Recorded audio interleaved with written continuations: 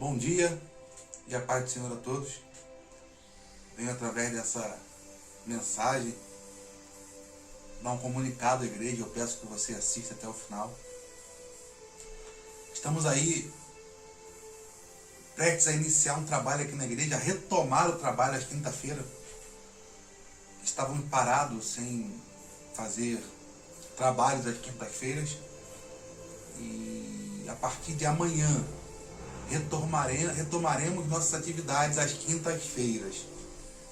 E como se dará isso? Faremos um culto de campanha, derrubando o gigante na sua vida. E eu quero deixar uma palavra para o seu coração, pensando na campanha e te convocando para essa campanha. Vou fazer uma oração e logo após estarei dando uma palavra, derrotando o gigante na sua vida. Senhor, te louvamos, te bendizemos, pois tu és bom. Muito obrigado por essa manhã, por esse dia que se inicia. Muito obrigado, Pai. E que nós possamos ser revestidos de Ti, para vencer toda e qualquer potestade maligna, gigante que se levante contra nós. Assim eu oro em nome de Jesus. Amém. Derrotando o gigante na sua vida. Irmãos, somos um povo guerreiro. Nós vivemos em luta. Mas, vez por outra, ficamos atemorizados com as batalhas que se apresentam até nós. E é perceptível que gigantes têm se levantado sobre a sua vida, sobre a nossa vida, sobre a vida do povo de Deus. Gigantes têm se levantado. Sobretudo aí numa época de pandemia. E tem vez que aparece cada gigante que, se nós não tivermos na unção, acharemos que não somos capazes de vencê-los. Isso não se dá somente hoje. No passado, o povo de Deus também vivia em lutas. E as vitórias dessas lutas vinham por meio de Deus. Sendo assim, todas as vezes que o povo estava firme com Deus, eles tinham vitória. Israel tinha um grande exército. Mas um dia, um homem sozinho faz todo esse exército tremer e ficar atemorizado. Esse homem foi Golias. E mesmo o rei Saul, que era um homem diferenciado em estatura, temeu a Golias. Olha como Saul era. Saul era o rei de Israel nessa época. E 1 Samuel 9, 1 e 2 diz como era Saul. Havia um homem de Benjamim, rico e influente, chamado Quis, filho de Abiel, neto de Zoror, bisneto de Becorate e trineto de Afia. Saul era alguém de uma linhagem grande e era alguém financeiramente abastado. Não somente isso, ele tinha um filho chamado Saul. Olha como era Saul. Jovem de boa aparência, sem igual entre os israelitas, e os mais altos batiam nos seus ombros. Saul era de uma boa linhagem, ele tinha condições financeiras e ele era muito alto, ao ponto de a Bíblia dizer que os mais altos entre o povo de Israel batiam nos ombros de Saul. Saul era um jovem alto, forte, belo. Então esse homem, ele se tornou rei de Israel. E ele conduziu o povo de Israel a inúmeras e diversas batalhas e as venceu em nome de Deus.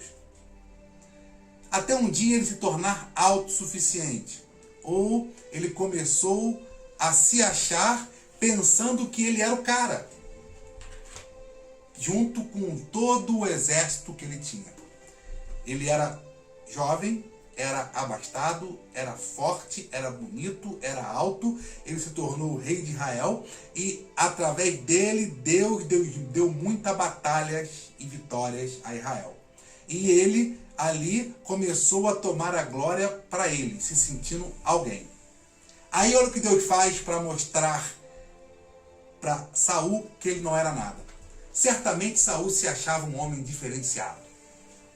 Ele era abastado, ele era belo e ele era mais alto do que todo do povo.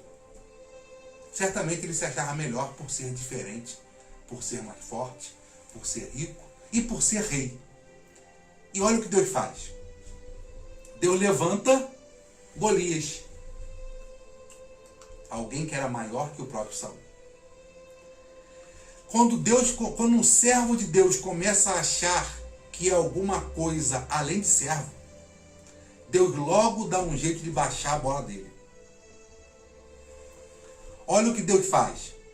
Em mais um dia de batalha na vida de Saul e do seu exército, Deus faz surgir um problema chamado Golias. E rapidinho, Saul e o exército percebem que eles não eram nada. Estavam acostumados a vencer.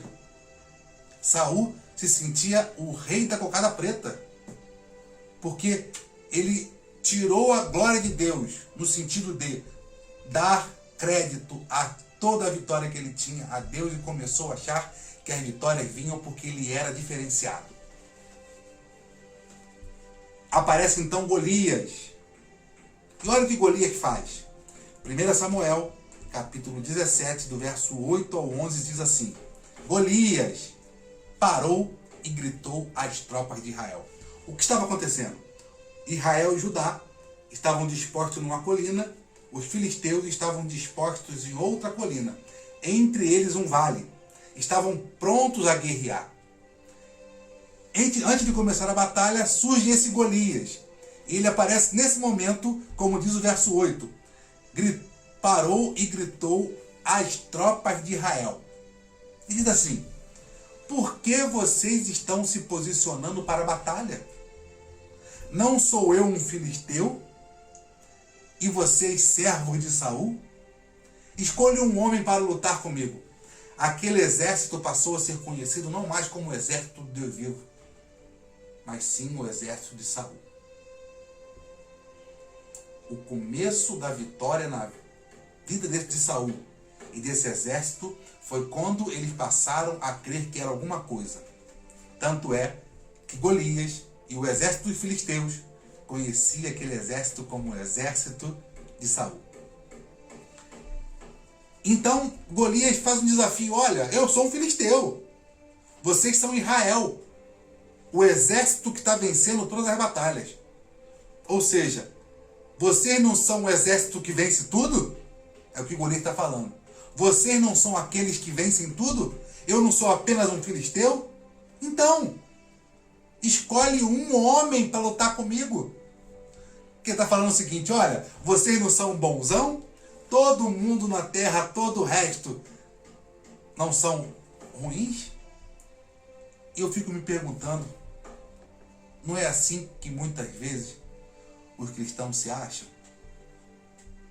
Em muitos casos, nós cristãos não nos achamos melhores e mais capazes do que os outros? O começo da derrota de Saul foi quando ele começou a achar que era alguma coisa além de servo.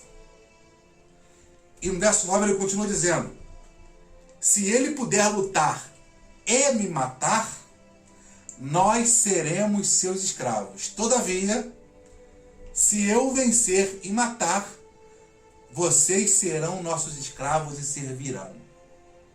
Verso 10, e acrescentou: eu desafio hoje as tropas de Israel. Manda-me um homem para lutar comigo sozinho. Olha o que esse gigante fala. Eu hoje, Golias grita, desafio as tropas de Israel. E ao olhar para a vida do povo de Deus na contemporaneidade, em muitos casos eu vejo Golias gritando: ei, eu desafio você. E tem muito crente cedendo e perdendo por dois motivos. Um, por fugir com medo. E outro, segundo motivo, por tentar lutar sem estar debaixo da unção do Senhor. E olha o que diz o verso 11. Depois desse desafio, depois dessa afronta de Golias ao povo de Deus, olha o que diz o verso 11. Ao ouvirem as palavras do filisteu, Saul e todos os israelitas ficaram atônitos e apavorados. Mas vocês não são povo de Deus? Mas vocês não lutam pelo Deus vivo? Vocês não vencem tudo? Vocês não dizem que Deus é por vocês? Por que está com medo? Por que estão atônitos? Certamente Golias devia pensar em seu coração. E quando o inimigo percebe que o seu adversário não está mais com Deus, ele cresce na batalha. E hoje tem muito cristão assim, atemorizado e atônito, acovardado, me desculpe a expressão, com o rabinho entre as pernas, igual um cachorro com medo, se escondendo da batalha, porque julga que o inimigo é grande demais. Querido, realmente ele é grande demais para você derrotá-lo com a sua força. Mas para Deus, Golias não é nada.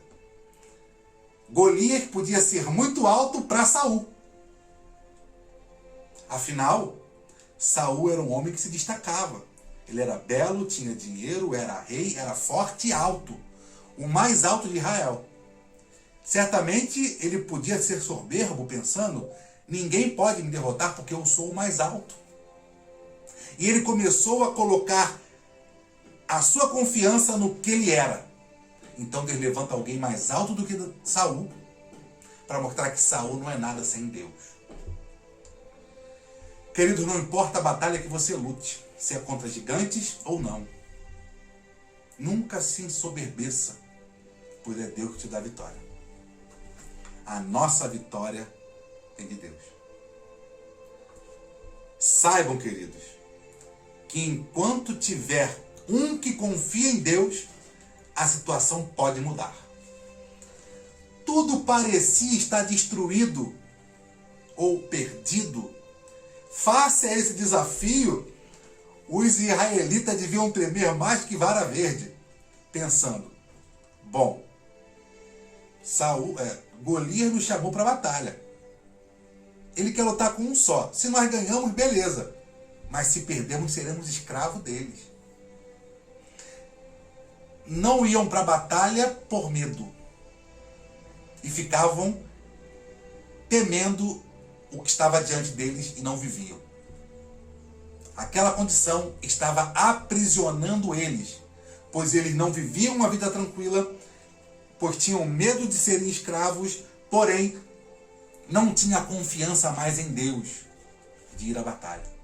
Eles podiam ter confiança em Saul, podiam ter confiança em seus números avançados, mas eles perderam a confiança em Deus. Mas enquanto tiver um que confia em Deus, toda a situação pode mudar. Olha o que acontece em 1 Samuel, capítulo 17, verso 50. Assim Davi venceu o filisteu com uma tiradeira e uma pedra. Sem espada na mão, ele derrubou o filisteu e o matou. No bom sentido da expressão, Deus foi sarcástico. O maior homem de Israel não tinha coragem, capacidade e nada para lutar contra o maior homem dos filisteus.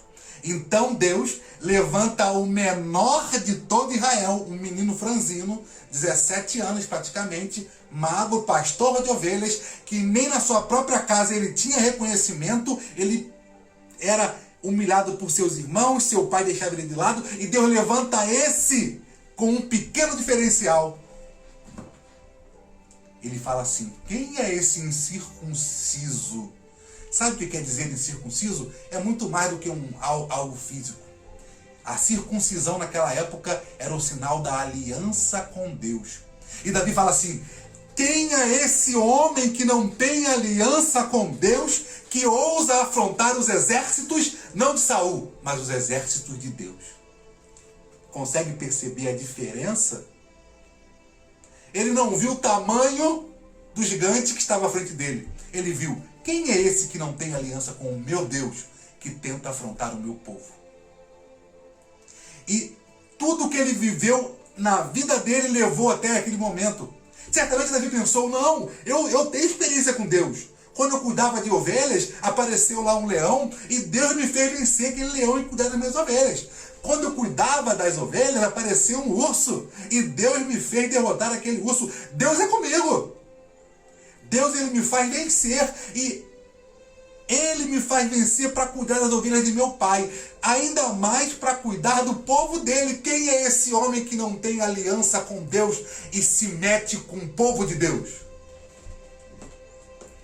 É assim, queridos, que nós devemos nos posicionar diante dos Golias que se levantam sobre nossa vida. Ele pode gritar, os problemas podem bradar, os problemas podem fazer o que for, mas nós temos aliança com Deus. As portas do inferno não prevalecerão contra a igreja do Senhor. Podem querer fechar a igreja. Podem dizer que a igreja está como um barco afundando. Podem dizer o que for, enquanto tiver um que confia em Deus, Deus continua mantendo a igreja de pé. E quando a vitória vem, queridos, todo o povo partilha dessa vitória.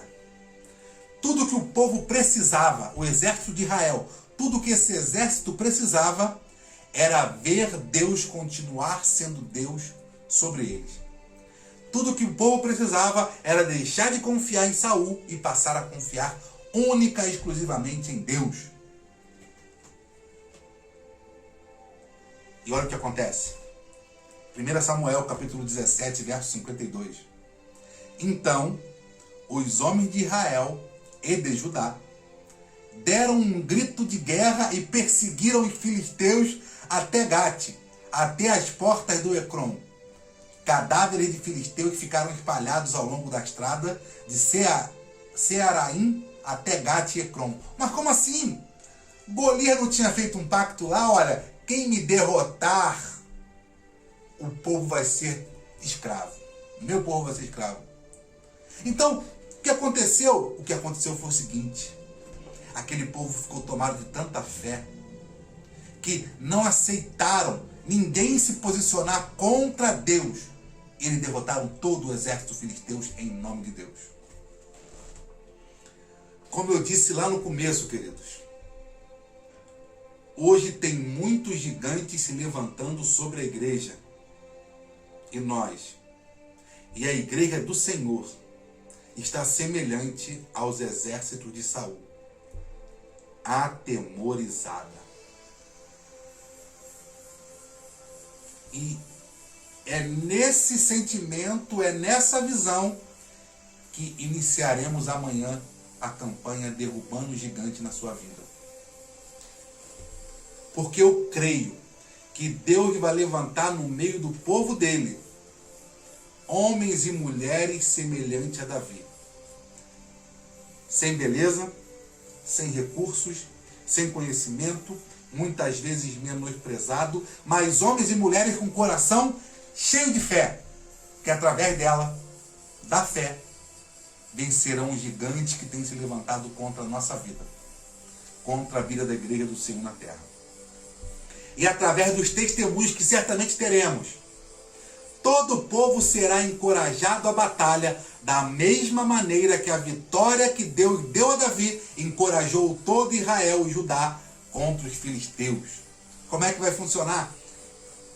Viremos ao culto, derrubando o gigante na sua vida. E receberemos um papel, e nesse papel escreveremos qual é o gigante que tem se levantado na sua vida. Na vida de um parente seu, na vida da igreja, na vida de um irmão em Cristo.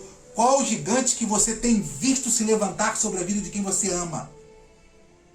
Dobraremos esse papel e colocaremos numa urna. uma caixa fechada. E ao longo das 7 semanas, Deus vai derrubar gigante todos os dias. Faremos o culto quinta-feira à noite. Na sexta-feira pela manhã, às 7 da manhã, eu estarei subindo o monte para buscar em favor dos servos do Senhor que precisam que gigantes sejam derrubados e derrotados em nome de Jesus. E você está conclamado a vir a essa campanha. E você está conclamado a subir o monte comigo. Ainda vivemos na pandemia, eu sei. Tem irmãos que não podem vir. Eu estarei transmitindo o culto pelo aplicativo Team Link. Por que pelo Team Link?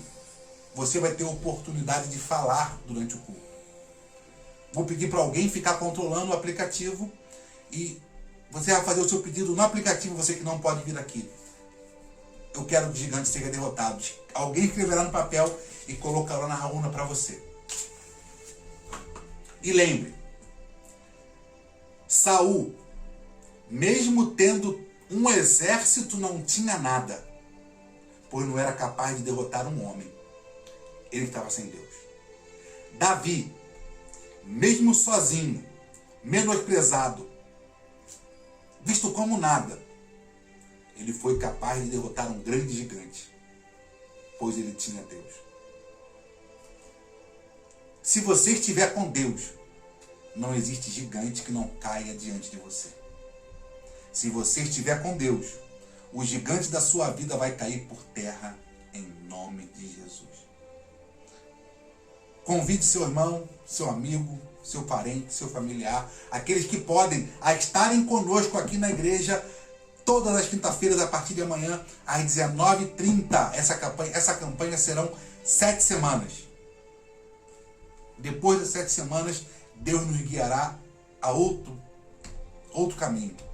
Mas dessas 7 semanas, derrotando o gigante da sua vida, é a campanha que Deus colocou no nosso coração.